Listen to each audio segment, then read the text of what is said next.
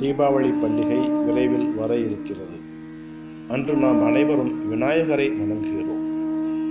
ஆனால் தீபாவளி அன்று நாம் ஏன் கணேசர் மற்றும் மகாலட்சுமியை மட்டுமே வணங்குகிறோம் என்று நான் இதுவரை நினைத்ததில்லை.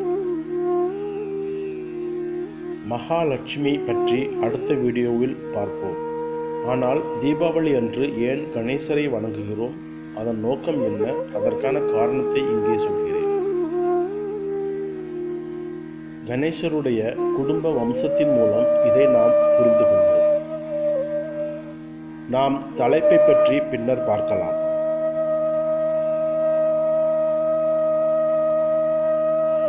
விநாயகருக்கு திருமணமாகி 2 மனைவிகள் உள்ளனர்.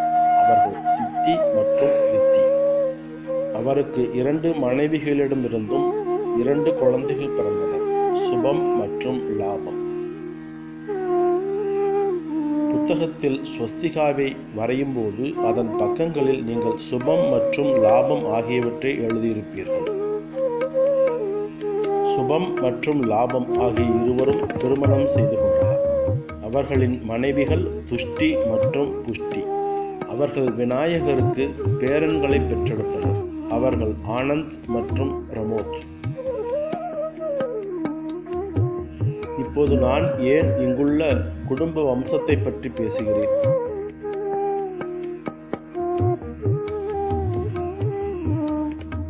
ஏனென்றால் அதுதான் கணேசரின் பெயரின் பின்னால் உள்ள ரகசியம்.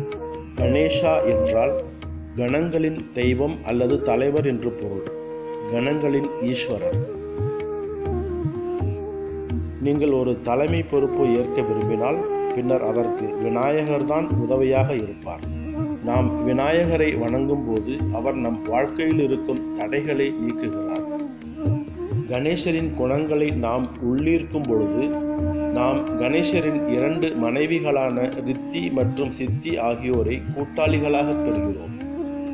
ரித்தி என்றால் வெற்றி என்றும் சித்தி என்றால் திறமையானவர் என்றும் பொருள்படும்.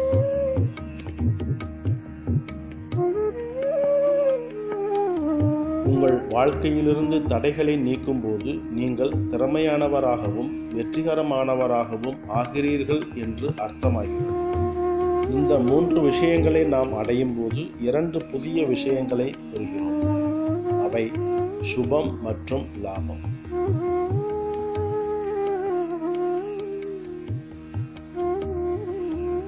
நீங்கள் திறமையானவராகவும் மற்றும் வெற்றிகரமானவராகவும் ஆகும்போது நீங்கள் சுபத்தை அடைகிறீர்கள், அதாவது மங்களகரமானதை அடைகிறீர்கள், மற்றும் லாபம் கிடைக்கிறது, அதாவது ஆதாயம்.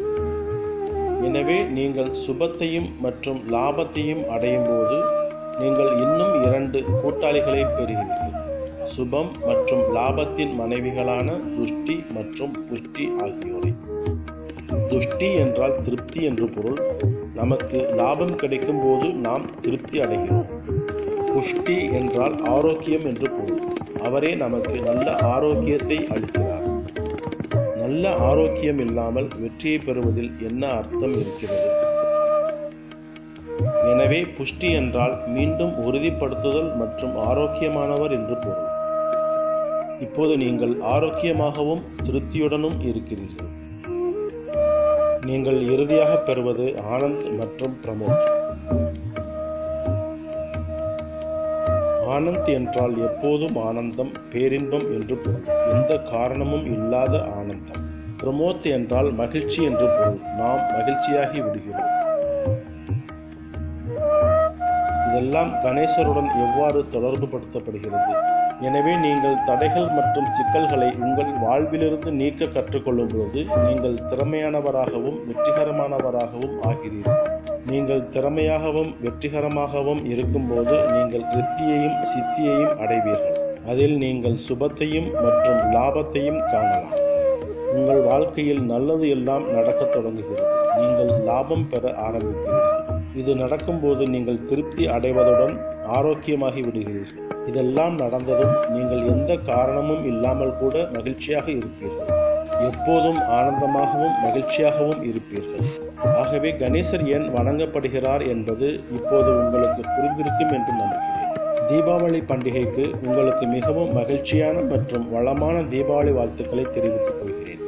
இந்த ஆண்டு இறைவன் உங்களுக்கு நிறைய மகிழ்ச்சியை தருவார் என்று நம்புகிறேன். ஒவ்வொரு ஆண்டும் உங்களுக்கு முன்னேற்றம் கிடைக்கட்டும். நீங்கள் ஒரு சிறப்பானவர்களாக மாற வேண்டும்.